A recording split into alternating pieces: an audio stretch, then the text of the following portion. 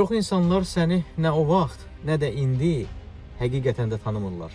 Sənin adını bilmək, səni tanımaq deyil. İllər əvvəl bir insanla sən hər gün görüşüb danışmısansa, bu o demək deyil ki, sən bugün yenə görüşüb əvvəlki kimi danışacaqsan. Çünki insan dəyişir, böyüyür, inkişaf edir və özünün yeni bir versiyasına çevrilir. Bu dəyişiklik yalnız dostluqda yox, valideyn-övlad münasibətində də və qohumluqda da özünü göstərir. Hər kəs bir-birini olduğu kimi qəbul etməli, zamanla dəyişən dəyərləri və xarakteri görməyə bacarmalıdır. Övlad valideynə hörmət etməlidir.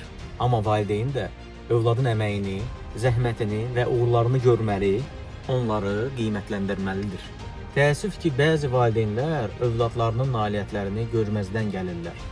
Onları kiçildir və övlad 20-30 yaşını keçsə də, hələ də onlarla uşaq kimi davranırlar. Bu isə doğru yanaşma deyil.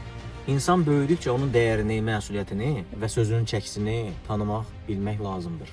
Və əsasən də oğlan evladlarını əzizləyib, qız evladlarından üstün tutmaq lazım deyil.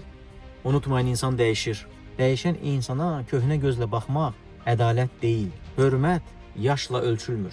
Davranışla, xarakterlə və ortaya qoyulan dəyərlərlə ölçülür. Əziz valideynlər, övladlarınıza nə qədər uşaq kimi baxırsınızsa, onlar da elə bir o qədər də uşaq kimi qalır, böyümürlər.